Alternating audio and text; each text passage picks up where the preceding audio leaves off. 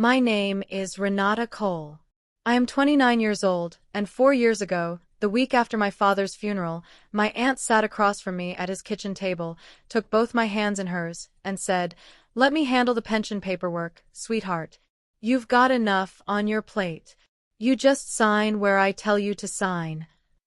I signed where she told me to sign.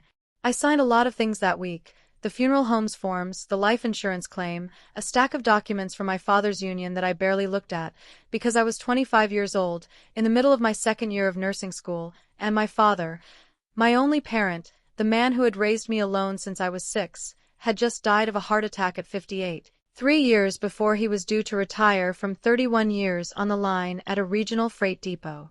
I want to be precise about what I mean when I say I signed where she told me to sign, because precision is the entire reason I'm able to tell you this story at all. I am a numbers person, not by training back then, but by temperament, the kind of person who balances her checkbook to the cent out of habit rather than necessity. And yet, in the week after my father died, I signed documents I did not read, in places my aunt indicated with a manicured fingernail, because she had appointed herself, gently and efficiently, as the person who would carry the parts of this that I couldn't. Her name is Carol. She is my father's older sister, 61 years old at the time of this story, recently divorced, living about 40 minutes from where my father had lived, in a rental house that I would later learn was 3 months behind on payments the month my father died. I want to tell you about the week of the funeral honestly, because I think it matters that I don't pretend I was suspicious from the start. I wasn't. Carol drove me to appointments. She sat with me at the funeral home.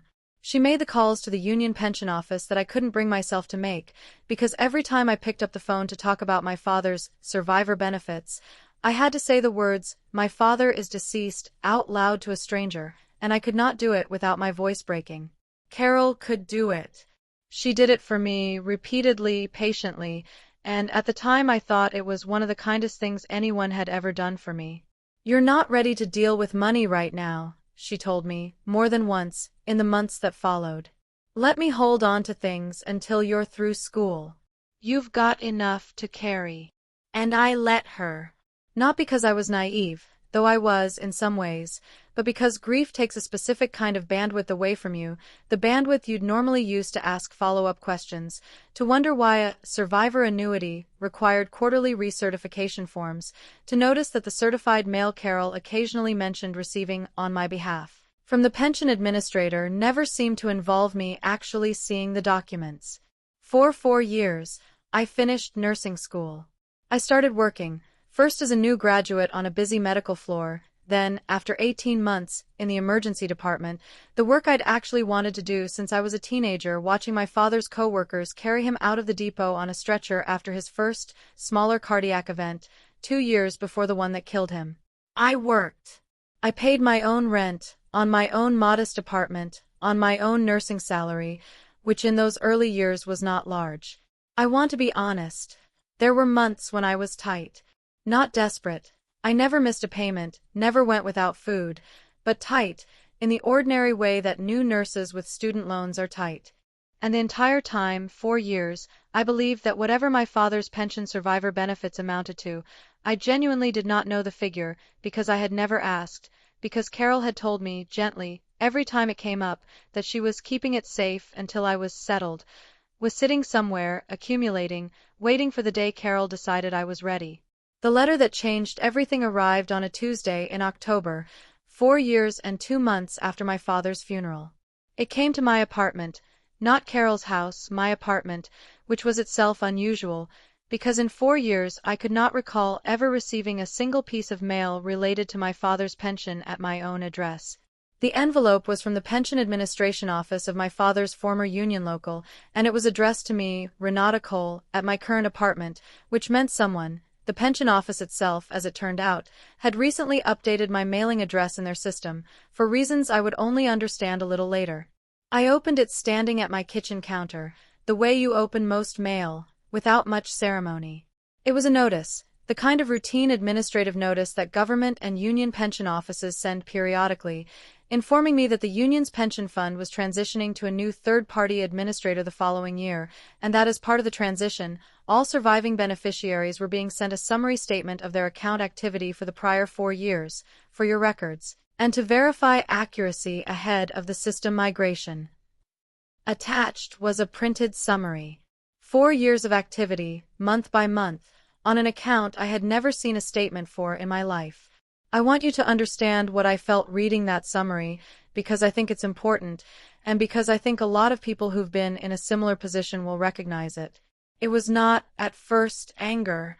It was confusion of a very specific kind, the kind that comes from looking at numbers that don't match anything you know to be true, and assuming, for the first several seconds, that the mistake must be yours. I scanned the monthly deposit amounts. They started at $4,100 a month, in the first year after my father's death, and rose, twice, at points that I would later learn corresponded to cost of living adjustments the union negotiated, to $4,400, and then to $4,600 a month, in the most recent year. $4,600 a month. Every month. For 4 years.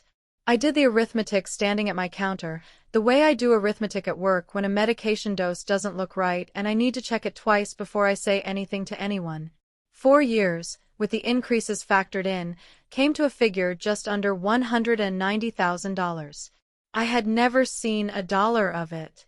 And then, below the deposit history, there was a second section, a much shorter one, just a few lines, titled Annual Recertification, Form PSB 4, Survivor Continuing Eligibility. It listed 4 dates, one per year, each one a few weeks after my father's death anniversary. And beside each date, it noted, Form received, signed by beneficiary, processed. Signed by beneficiary. Signed by me. 4 times. I had never seen Form PSB 4. I had never signed it. Not once. Not in any year. I set the letter down on my counter, and I want to describe the next few minutes honestly, because they were not dramatic. I did not cry. I did not call anyone. I stood very still for a while, the way I sometimes stand very still at work in the half-second after I realize a patient's numbers are wrong in a way that means something serious is happening, before I let myself move, because moving too fast in that half-second can mean moving in the wrong direction. I picked the letter back up. I read it again. I went to my closet, where I keep a small fireproof box with my important documents. My nursing license, my lease, my father's death certificate, the few personal papers I'd kept from his apartment after he died, and I took out the death certificate, and I took out an old card my father had given me for my 21st birthday, 4 years before he died, the last birthday card he ever wrote me, with my full name and his signature in his own handwriting, the handwriting I knew better than almost anything in the world. I did not, that night, have a sample of my own signature from 4 years ago to compare. But I knew, with total certainty, that whatever signature was on those 4 PSB 4 forms, it was not mine, because I had never seen the form, never signed it, and had not even known, until that letter arrived, that such a form existed. But before I tell you what I found when I requested copies of those forms, and what was on the back of them, in the section I never expected to matter, I need to take you back. Because the 4 years between my father's funeral and that letter were not, as I had believed, for years of Carol, holding on to things until I was ready. They were 4 years of something else entirely, and the shape of it had been visible the whole time, if I had ever had a reason to look. Before I take you back, I want to ask you something. Have you ever trusted someone completely and reasonably, with a part of your life you were too exhausted to carry yourself, and then, years later, opened an envelope that told you, calmly, in administrative language, that the thing you trusted them with had never been handled the way you were told? Have you ever had to do arithmetic on your own kitchen counter and arrive at a number that changed how you understood the last 4 years of your life? Tell me in the comments. Subscribe, because what I found when I requested those forms is the moment this story actually begins. My father's name was Daniel Cole. He worked 31 years as a freight handler and then a dispatcher at a regional depot 2 towns over from where we lived, the kind of job that doesn't get written about but that quietly keeps a region's economy moving, trucks in and out at all hours, a union local that had negotiated, decades earlier, a defined benefit pension that by the time my father retired, or would have retired 3 years later than he actually did, was one of the better ones left in that part of the country. My mother left when I was 4 and was, for all practical purposes, absent from my life from that point forward. My father raised me alone. He worked rotating shifts for most of my childhood, which meant I spent a lot of time at my Aunt Carol's house. Carol was, my father's only sibling, 8 years older than him, and for most of my childhood she was, genuinely, a warm and present figure. She picked me up from school on the days my father worked the early shift. She taught me to drive badly, in an empty parking lot, because my father worked the day of my first driving lesson and didn't want me to wait. She was, for a significant portion of my childhood, the closest thing I had to a second parent, and I want to be honest about that, because I think it's important to understand that what happened later did not happen because Carol was, in some essential sense, a stranger to me or someone I'd had reason to distrust. It happened because she was the opposite of that, because she was someone I had every reason, built over decades, to trust completely. My father died on a Thursday in August, 4 years and 2 months before the letter arrived. He collapsed at the depot during a shift change, a massive cardiac event, the kind that, as I would later understand professionally in a way I couldn't at the time, often gives no meaningful warning. He was 58. I was 25, in the second year of an accelerated nursing program, living in a shared apartment near campus, and I got the call from a coworker of his, not from Carol, though she found out within the hour and was at the hospital before I was, having driven faster than I could manage in the state I was in. I want to describe the week that followed as carefully as I can, because I think the specifics matter enormously to understanding how 4 years of forged signatures could happen without my noticing. Grief, in the acute phase, is not primarily an emotional experience, though it is that too. It is also a cognitive one, a kind of fog that affects executive function, the part of your brain responsible for planning and following through on multi-step tasks. In the week after my father died, I could not reliably remember whether I had eaten. I signed my name perhaps 30 or 40 times that week, and for most of those signatures, Carol was beside me, pointing, saying gently, "Here, sweetheart, and here, and initial here." At some point that week, I genuinely do not remember exactly when, because the days had stopped being distinguishable from each other, Carol sat me down and explained, in the calm, organizing voice she'd used my whole childhood when something needed handling, that my father's pension would convert, automatically, into what the union called a survivor annuity for me as his only dependent, and that there would be ongoing paperwork, annual forms, she said, just confirming you're still you. Basically, it's a formality, and that she had already spoken to the pension office and arranged to be listed as my authorized contact for correspondence, so you don't have to deal with the mail every year when you're in the middle of finals. I said yes. I don't think I even fully processed what authorized contact meant. I was 25, my father had just died, and someone I had trusted my entire life was offering to take one administrative burden off a list of burdens that felt, that week, infinite. I said yes the way you say yes to someone offering to carry a bag when your arms are already full. You don't examine the bag. You're just grateful for the hands. What I did not know was that authorized contact for correspondence does not, in itself, grant signing authority. What it does is redirect mail. And once mail is redirected, the person receiving it controls, in practice, what the actual beneficiary ever sees, including forms that beneficiary is legally required to sign themselves. The annual form PSB-4, the Survivor Continuing Eligibility Form, is, I would later learn, a relatively simple document. 1 page. It asks the surviving beneficiary to confirm they're still alive, still unmarried if the benefit is contingent on that. Mine was not, but the form still asked, and still residing at the address on file, and to sign and date it, and to have the signature notarized, because the pension funds policy, a policy I would come to be very, very grateful for, required notarization for this specific form. As a fraud prevention measure, they'd added years earlier after an unrelated case in a different union local. For 4 years, that form arrived at an address Carol controlled. For 4 years, a signature appeared on it that was not mine.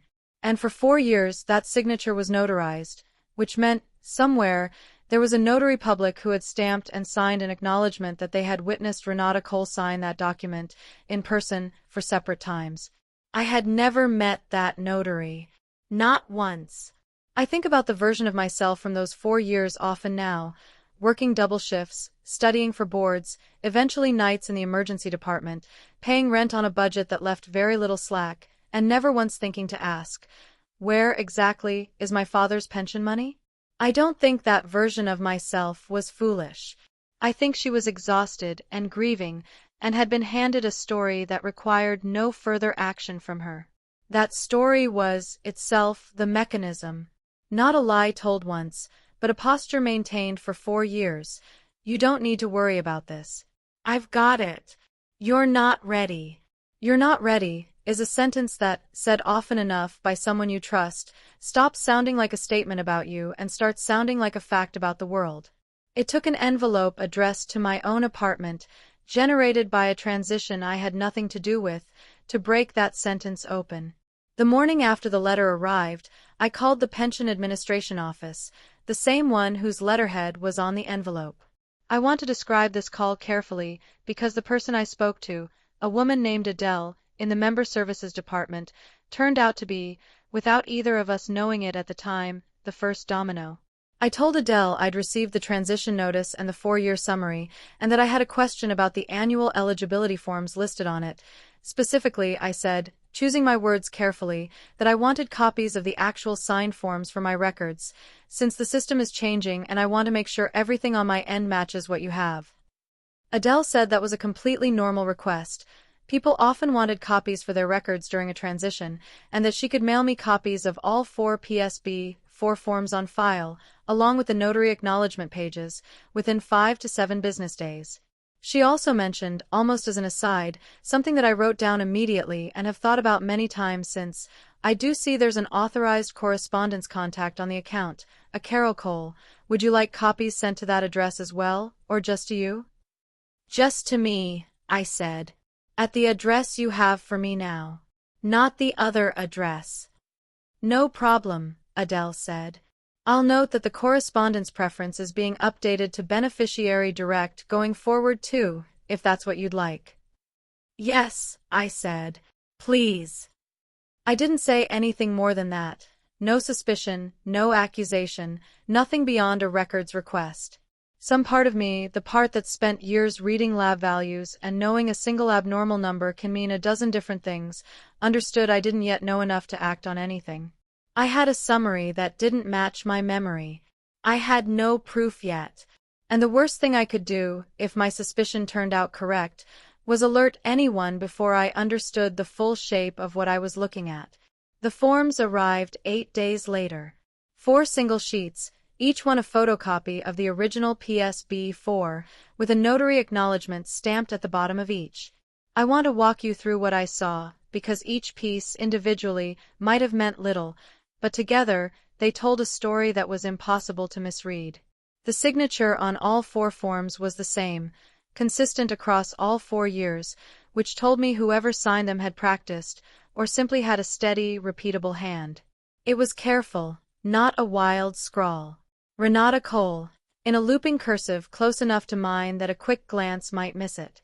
But I have signed my name tens of thousands of times, on charts, consent forms, my own lease, and I knew immediately I had never written it that way. My actual signature has one specific feature. The R in Renata has a small closed loop at the top, a habit since I was a teenager. The signature on all 4 PSB-4 forms had an open R. Small, but absolute.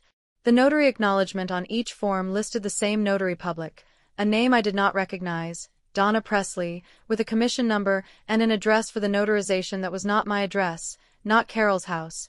It was an address in a strip mall about 10 minutes from Carol's rental house, which a quick search told me was a shipping and printing store. The kind of place that does notary services as a side business alongside packing boxes and faxing documents. I had never been to that strip mall. Not once, in 4 years. I sat with the 4 forms spread out on my kitchen table, the same table, incidentally, where Carol had told me 4 years earlier that she'd handle the pension paperwork, and I did something I want to describe honestly, because I think it's the moment the rest of this story became possible. I did not call Carol. I did not call a lawyer, not yet. I opened a blank document on my laptop, and I started a list. I titled it, in the plain, factual language that I use for everything in my professional life, the same language I'd use to document a patient's history: pension account, discrepancy summary. Entry 1, 4-year deposit summary received via mail, October date, addressed to beneficiary's current address, first pension-related mail received directly by beneficiary since father's death date. Entry 2, 4 PSB, 4 forms requested and received, date. Signature on all 4 forms does not match beneficiary's known signature, specific discrepancy, R, formation, open versus closed loop. Beneficiary did not sign any of these forms and was unaware of their existence prior to a date of first letter. Entry 3, all 4 forms notarized by same notary, Donna Presley, commission number, location, strip mall address. Beneficiary has never visited this location and does not know this notary. I want to tell you about the print shop, because it is, in many ways, the hinge of this entire story, the single piece that turned a strong suspicion into something a prosecutor would later describe, in a phrase I've never forgotten, as about as clean as these cases ever get. I had the address from the notary acknowledgement, a strip mall unit, Shipwright Print and Pack, about 10 minutes from Carol's rental house. I did not go there as Renata Cole, beneficiary with a grievance. I went there on a Saturday morning in plain clothes, and I went there with a specific, narrow question, because I had spent the previous several days thinking very carefully about what I was actually trying to find out, and how to find it out without tipping anyone off. Here's what I want to explain about notaries, because I didn't know this before any of this happened, and it's the single most important piece of practical information in this whole story. Notaries are required, in most states, to keep a journal, a record of every notarization, with date, document type, signer's name, and often the ID presented. This journal can be subpoenaed, and notaries are legally required to maintain and, in some cases, produce it. I did not know, walking into Shipwright Print and Pack that Saturday morning, whether Donna Presley still worked there, or whether her journal would show anything useful. What I knew was that 4 notarizations of the same document type, for the same beneficiary, over 4 years at the same location, was either going to be the easiest thing in the world for a notary not to remember, or, if I was right, it was going to be something else entirely. The woman behind the counter was in her 50s, reading glasses pushed up into gray-streaked hair, a name tag that read, Donna. I said I was hoping to get a document notarized myself. A small lie, the only one in this entire story, and while she pulled out her stamp and journal for my unrelated genuine document, I glanced at the journal open on the counter and said, casually, "Do you remember a Renata Cole? I think she might have come in here a few times. Pension paperwork, a few years back."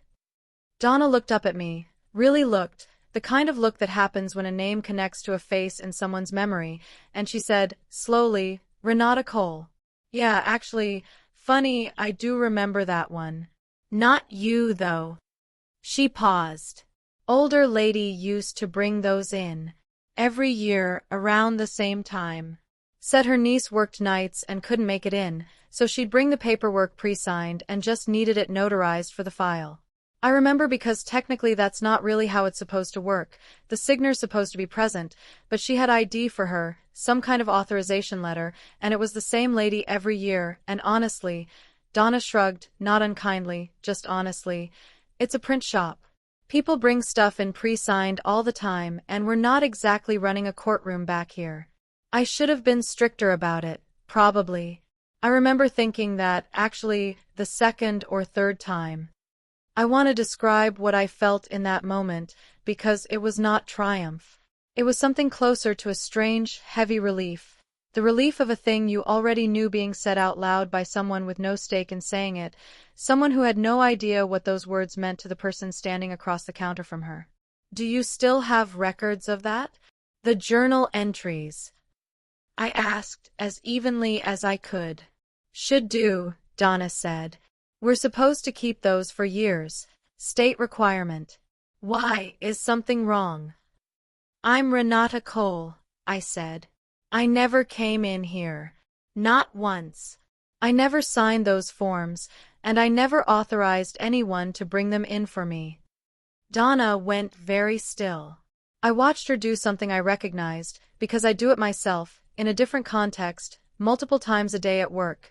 She ran back through her own memory, checking it against new information, the way you double-check a chart when something doesn't add up. The older lady, she said slowly. She had a letter. An authorization letter, with your name on it. I made a copy, I think. We're supposed to keep a copy of the ID and any authorization with the journal entry. She looked at me for a long moment. I think you should probably talk to someone about this. I don't want to get in the middle of a family thing, but I also kept records because I'm supposed to, and if those records show what I think they're going to show. I know, I said. I'm not asking you to be in the middle of anything.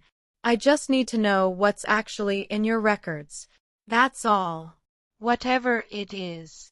Donna pulled the journal, an actual bound ledger, the kind with carbon copy pages, and went back 4 years, page by page, and found the entries. 4 of them, one per year, each one dated within a few days of the dates on the PSB, 4 forms I already had.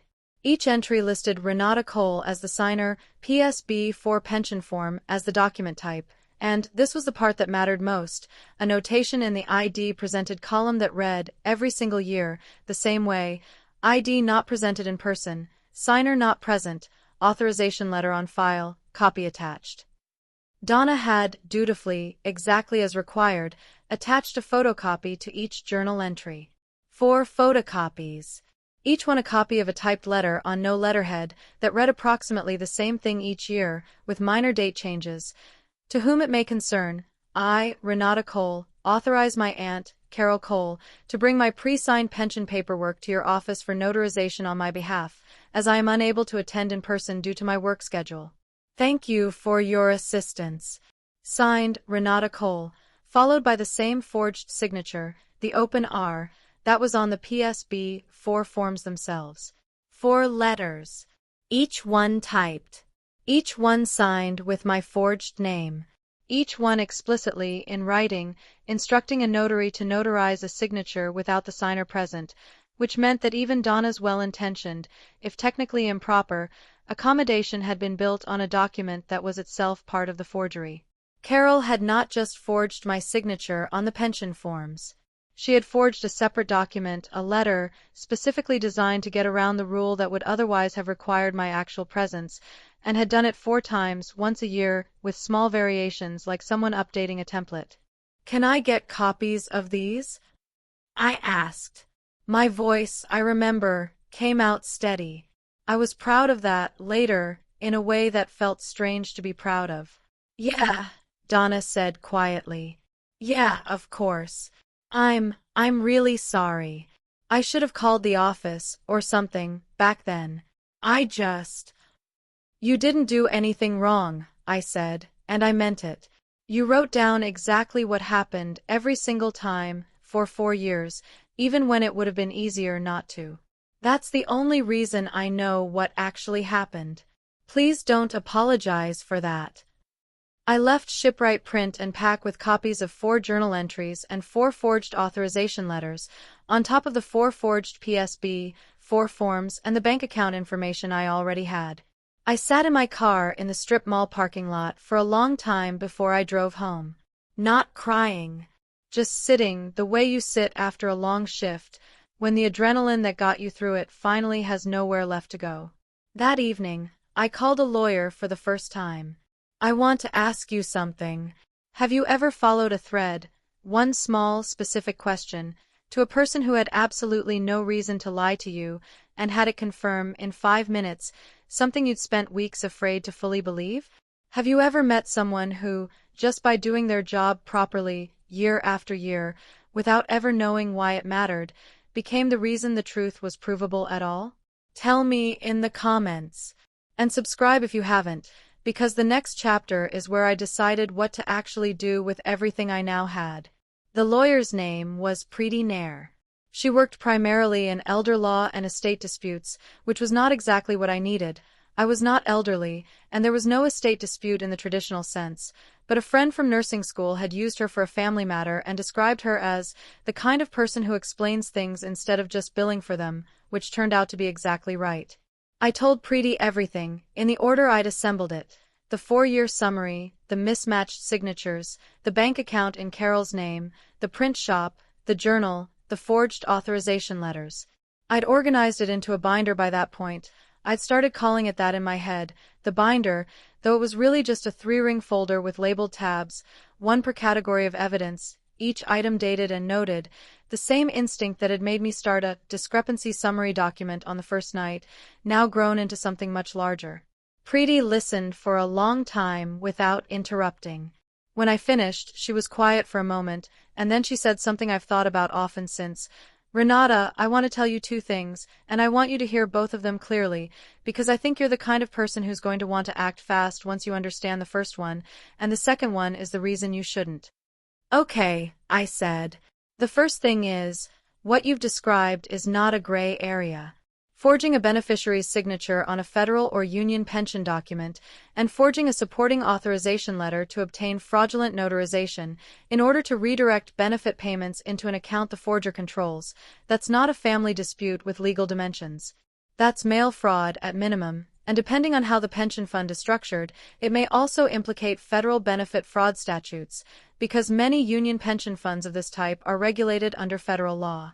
The amount involved, close to $190,000 over 4 years, is well past the threshold where this would be treated as a serious matter, not a minor one. If you reported this tomorrow, to the right people, it would be taken seriously, immediately. I sat with that. And the second thing? The second thing, Preeti said, is that you only get to report this once, in the sense that matters. Once you report it formally, to the pension fund's fraud office, or to law enforcement, it becomes their process, on their timeline, and you lose control of the sequence. That might be exactly the right thing to do, and probably is, eventually. But before that happens, I'd encourage you to think about what you actually want, beyond the obvious, beyond this needs to stop, and this needs to be reported, both of which are true and which will happen regardless. Is there anything else? Anyone else who needs to understand what happened, in a way that a formal investigation, moving at its own pace, behind closed doors, might not provide? I thought about that question for several days. My first instinct, in the days right after the print shop, had been almost entirely procedural. Gather everything, report it, let the system handle it. Carol had committed a crime. The crime should be reported. That part felt simple. But underneath that, something else was sitting, and it took me longer to name it than I expected. It was this. For 4 years, Carol had not just taken money. She had maintained actively and continuously a story, the story that I wasn't ready, that I needed to be protected from my own father's pension, that the kindest thing anyone could do for me was to keep me from it. And she had told that story not just to me, but, I had to assume, to other people too, to the rest of our small extended family, the aunts and cousins and old family friends who, I now realized, thinking back over 4 years of family gatherings, had occasionally made comments I'd half-registered and let pass. Carol's been such a rock for you. It's so good Carol's been helping you with all that pension stuff. That's a lot for someone your age to deal with. I had nodded, at the time, grateful, agreeing. I had been, without realizing it, a character in a story Carol was telling about her own generosity, a story funded, it turned out, by the very thing she was being praised for helping me with. If I reported this quietly, and it moved through whatever process pension fraud moves through, there was a real possibility that, to the wider family, none of it would ever be visible. Carol could quietly settle, quietly disappear from family events, and the story that had circulated for 4 years, Carol the Rock, who'd helped poor Renata through such a hard time, might never be corrected. It might just fade, with no one ever understanding what had actually happened, or why I had, at some point, simply stopped showing up to things Carol was at. I did not want that, not out of cruelty, but because there was an entire extended family who had spent 4 years believing a story about Carol's kindness that was, in fact, the cover for the opposite. And underneath all of it, there was my father, who I thought about constantly during this period in a way I hadn't allowed myself to since the funeral. It was during this period, about 2 weeks after the print shop, while I was going through a box of my father's things that I'd kept in storage since his apartment was cleared out, looking for nothing in particular, just sitting with his belongings the way I sometimes did when I needed to feel close to him, that I found the letter. It was in an envelope, sealed, with my name on the front in my father's handwriting, tucked inside an old toolbox alongside some of his union paperwork, membership cards, a retirement projection statement from years earlier, the kind of thing he must have kept because it represented a future he was looking forward to. The envelope was dated. He'd written the date on the back flap, a habit of his, the kind of small precise thing I'd inherited from him without realizing where it came from, about 8 months before he died. I sat on the floor of the storage unit and opened it. He wrote that he'd been thinking, since his first cardiac scare 2 years earlier, about getting things in order, and that he'd updated his pension beneficiary paperwork so everything would go to me cleanly if anything happened. He wrote that he trusted me completely to handle whatever came, because you've always had a steadier head for this stuff than I do, and definitely steadier than your aunt, God love her, who couldn't balance a checkbook if her life depended on it. I read that sentence 4 times. And then, near the end, he wrote something I have thought about every day since, something he surely meant as a small, private joke, never imagining the context in which I'd eventually read it. If anyone ever tries to tell you you're not ready to handle your own affairs, sweetheart, you tell them your old man said you were ready before you were old enough to drive. You've been the responsible one in this family since you were about 9 years old. Don't let anyone convince you otherwise, including me, if I ever get old and silly about it. My father had, 8 months before he died, in his own hand, in a letter he never got to give me, already answered the exact thing Carol had spent 4 years telling me.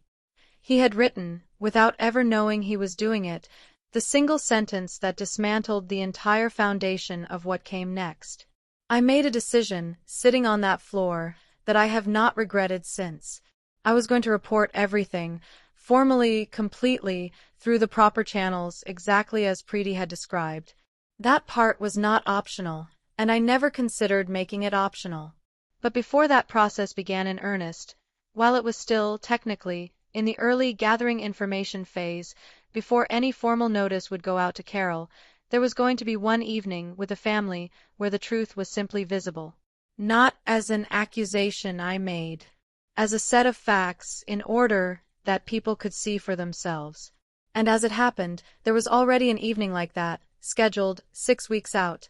My father's old union local, as part of the same administrative transition that had started all of this, was holding a small appreciation dinner, the kind these locals sometimes do, a modest banquet hall event, recognizing retirees and, in a few cases, surviving family members of members who'd passed before reaching retirement. My father's name was on the list. I'd received an invitation 2 weeks earlier, addressed to me directly, again, for the first time in 4 years, inviting me to attend in recognition of Daniel Cole's 31 years of service. Carol would be there. She always came to these things on my father's behalf. Since you're always working, she'd say, though this year, for the first time, I'd been invited directly too, which meant, for the first time in 4 years, we would both be in the room, surrounded by people who had known my father, people from the union, family friends, and, I checked carefully with Adele, who by this point had become something between a records contact and a quiet ally in this whole process, a representative from the pension fund's administrative office, there in a small professional capacity, to answer any questions retirees or families might have about the transition. I did not need to create an opportunity. One had simply arrived 6 weeks out, built into the very process that had started everything. I want to ask you something. Have you ever found something, a letter, a note, an old document, written by someone who's gone, that answered a question you didn't even know you needed answered, at exactly the moment you needed it? Have you ever realized that the person you lost had, in some small way, already stood up for you, before any of this even started? Tell me in the comments. And subscribe if you haven't, because the dinner is 6 weeks away, and I want to walk you through every one of them. 6 weeks gave me time to do this properly, and I want to walk through what properly meant, because I think the specifics matter. First, I filed the formal report. Preeti helped me prepare it. A written complaint to the pension fund's internal fraud and compliance office, accompanied by copies of everything. The 4-year summary, the 4 PSB-4 forms with the mismatched signatures, the bank deposit information showing the funds had gone to an account in Carol's name, and the print shop journal entries with the forged authorization letters. Preeti was careful to explain that filing this report did not mean anything would happen immediately, or publicly, or on any timeline I could predict. Fraud investigations, even well-documented ones, move at an institutional pace, often months. But filing it meant the clock had started, formally, on the record, regardless of anything else that happened. I want to be honest. Filing that report was, in some ways, harder than anything else in this entire story. Not because I doubted I should. I didn't. But because it was the moment the thing stopped being something I knew privately and became something that existed in the world, with consequences that would unfold regardless of what I did next. I remember signing the complaint and feeling a strange vertigo, the sense of a door closing behind something, permanently, even though nothing visible had changed yet. Second, and this took more thought than the report itself, I went through, with Preeti's guidance, exactly what I had, and organized it the way Preeti suggested, which echoed something I'd been doing instinctively anyway. Not everything, all at once, in an overwhelming pile, but a clear, small set of items, each one simple enough to be understood immediately, each one undeniable on its own. Preeti's phrase, which I've held on to since, was, "A wall of paper looks like an attack. 3 documents, shown in the right order, look like the truth." I settled on 4 things. The 4-year summary, with the total highlighted, the number itself, $189,800, which I'd calculated precisely by that point. One of the 4 PSB-4 forms, with my real signature from an unrelated recent document beside it for comparison. The open R versus the closed R, visible at a glance, the kind of thing that doesn't require explanation once you're looking at both side by side. The bank deposit confirmation, showing the account number ending in Carol's name. And the one I debated longest about including, and ultimately decided was the most important, a single page, my father's letter. Not the whole thing. Just the section, photocopied, with 1 sentence visible. "If anyone ever tries to tell you you're not ready to handle your own affairs, sweetheart, you tell them your old man said you were ready before you were old enough to drive." Third, I thought about who else needed to be part of this evening, beyond simply being present in the room. I did not want this to be a confrontation that depended on me alone, saying things in a moment of high emotion, with everyone's attention on whether I was being dramatic or making a scene. I had thought, often in the weeks before, about how a story like this could be reframed, by someone skilled at reframing things, into Renata had a meltdown at her father's memorial dinner. And I was determined that this not be a story anyone could honestly tell that way.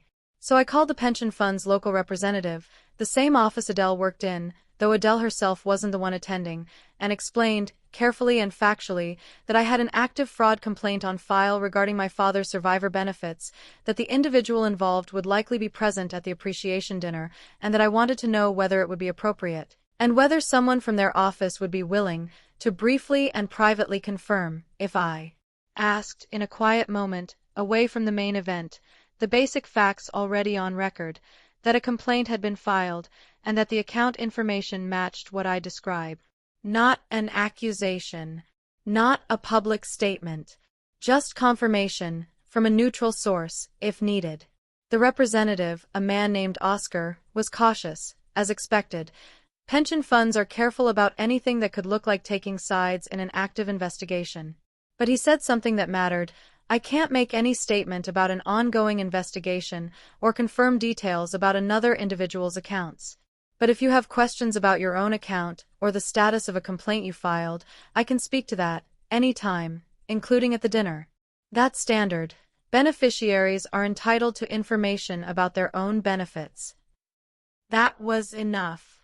It meant that if it came to it, there would be someone in the room, a neutral, professional, entirely uninvolved person, who could, truthfully and within the bounds of his role, confirm that I, the beneficiary, had an active complaint on file regarding my own account. Not an accusation against Carol. Just a fact about my account, which I had every right to discuss with anyone, including in front of anyone. The 3 weeks leading up to the dinner were, in their own way, the strangest of this entire experience, because they were almost entirely ordinary on the surface. I saw Carol twice during that period, once at a cousin's birthday gathering, briefly, and once when she called me, as she occasionally did, to check in, a call that lasted about 10 minutes and consisted mostly of her telling me about a minor health issue she was having and asking, near the end, almost as an afterthought, whether I was excited about the dinner.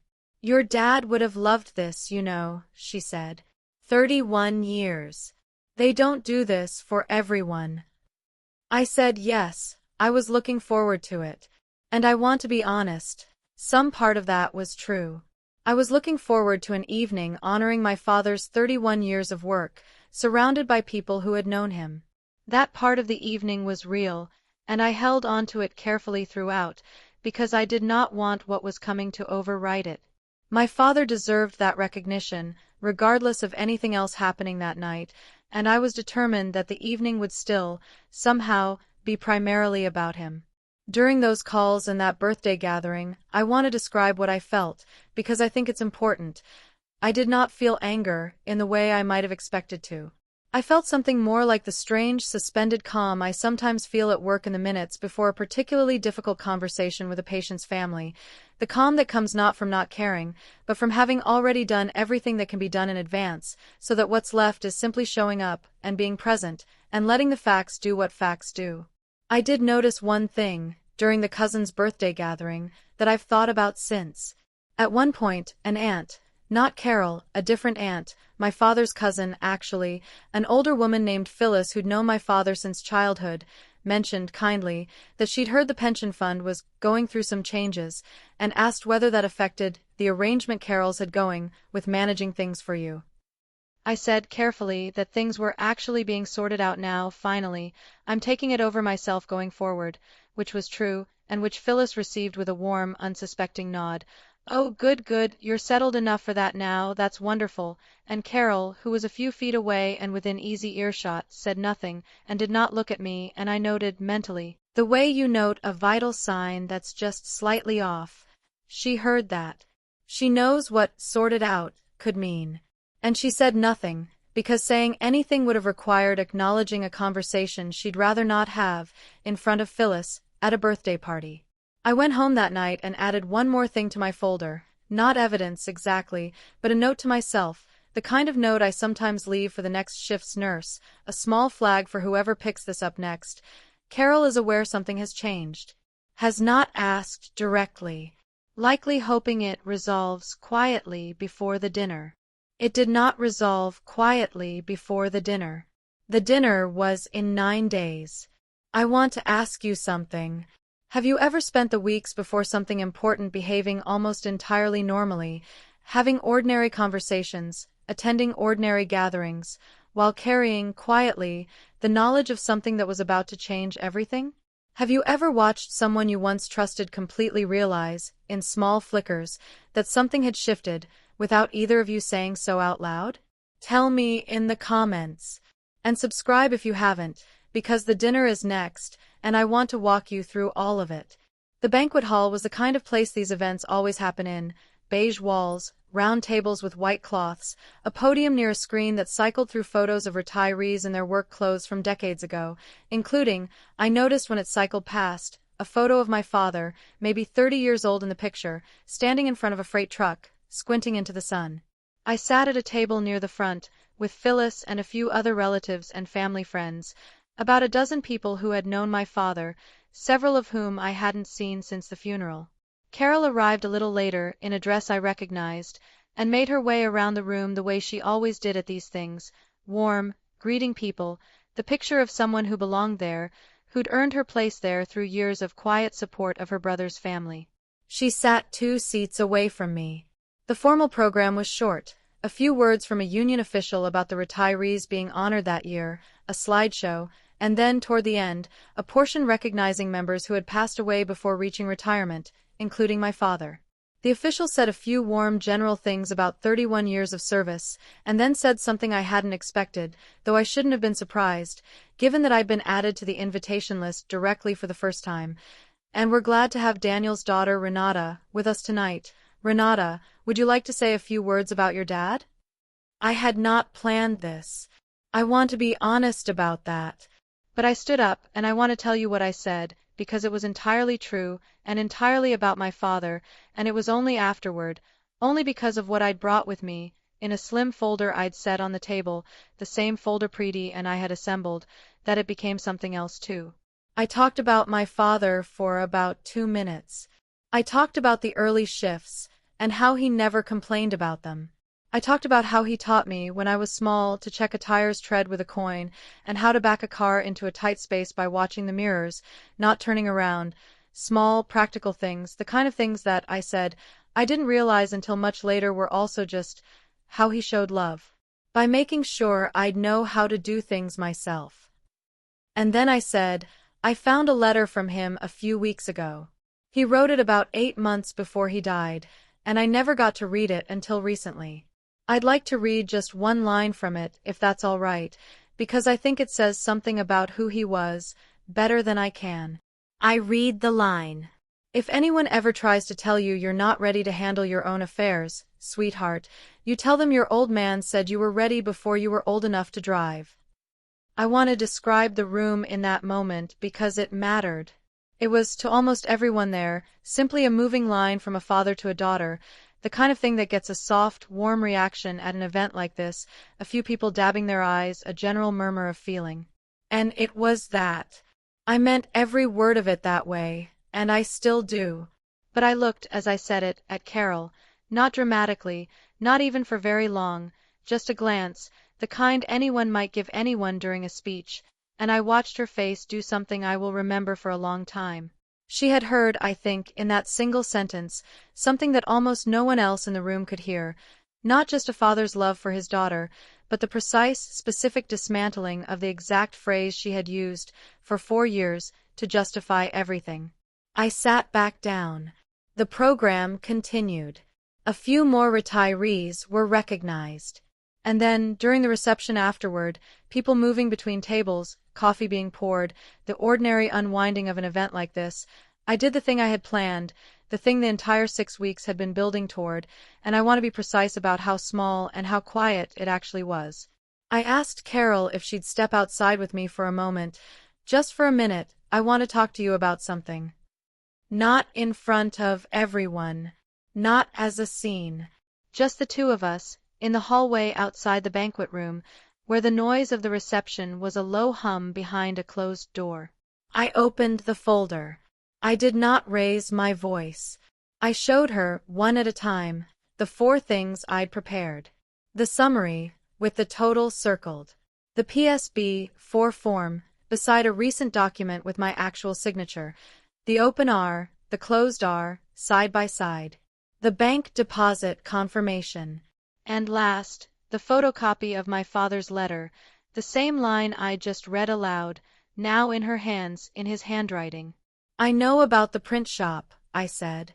I know about Donna, and the journal, and the authorization letters. I've already filed a report with the pension fund's fraud office. That part isn't a conversation. It's already happening, and it's going to keep happening regardless of anything either of us says right now. Carol did not say anything for a long moment. She looked at the papers in her hands. Really looked, the way you look at something you've spent years making sure you'd never have to look at directly. I was going to pay it back, she said, finally, quietly. Once I was back on my feet. I always meant to. I know you probably believe that, I said. And I did believe she believed it. I want to be honest about that, even now. But Carol, you wrote the form yourself. 18 months. You knew exactly when this was supposed to end, because you're the one who wrote the date down. And then you kept going. For 4 years. With a forged letter every single year, specifically so a notary wouldn't ask any questions. That's not something that happens by accident, or drifts. That's something that has to be done, on purpose, again and again. She didn't argue. I think, in that hallway, with her brother's letter in her hands, she didn't have anything left to argue with. What happens now? She asked. Now, I said, the fraud office does what they do. I don't control that, and I'm not going to pretend I do. What I needed tonight wasn't to control anything. It was just for this not to keep being a secret. That's all. I'm not going to make a scene in there. I nodded toward the banquet room. Dad's night doesn't need that. But I wasn't going to let tonight end without you knowing that I know, and without at least one piece of the truth. His letter, being something you actually held in your own hands at his event instead of mine. I took the papers back, gently, and put them back in the folder. And then I went back inside, and I sat back down at my table, and I had a piece of cake, and I talked to Phyllis about my father's old co-workers, and the evening continued, exactly as it was supposed to, an evening honoring a man's 31 years of work, which is what it had been the whole time, and which nothing that happened in that hallway changed in the slightest. Carol left a little while later, quietly, without making a scene either. I don't think either of us, that night, said another word to each other. I have to ask you something. Have you ever had to deliver the truth to someone, not loudly, not publicly, not as a performance for an audience, but simply, privately, in a hallway, because that was enough, because the truth itself was the point, not the reaction to it? Have you ever watched someone hold, in their own hands, the exact words that undid everything they'd told themselves for years? Tell me in the comments. I read every one. And subscribe if you haven't, because the year since that night is the part of this story I think about most. The fraud investigation took just under 8 months from the night of the dinner to its formal conclusion. I won't pretend the process was simple or fast or free of difficult moments.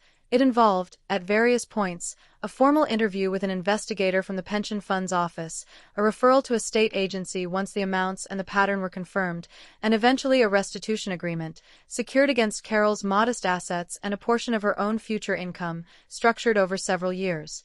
The full amount, by then closer to $200,000, once interest and administrative penalties were calculated, will take Carol most of a decade to repay, under an agreement that, Preety explained, was actually more favorable to her than what a criminal referral alone might have produced, partly because Carol, once confronted with the full documentation, did not contest any of it.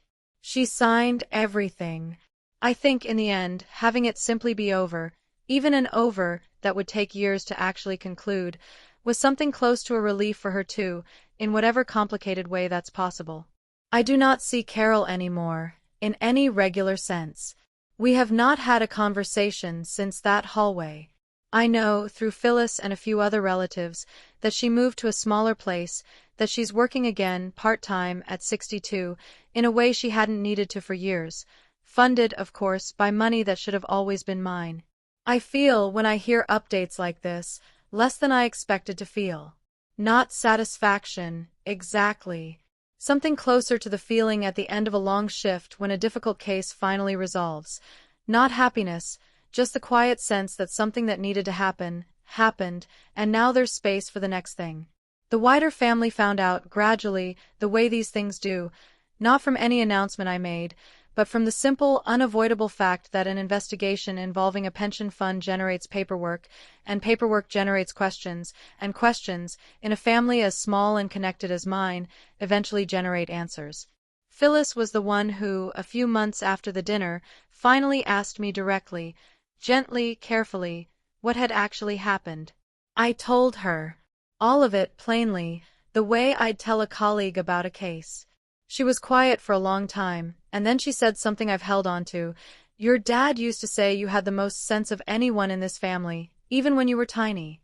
I always thought that was just a nice thing fathers say. I guess he meant it literally. I used the restitution payments, which began arriving modestly on a fixed schedule about 4 months after the agreement was finalized, to do something I'd thought about for a long time but never felt able to justify.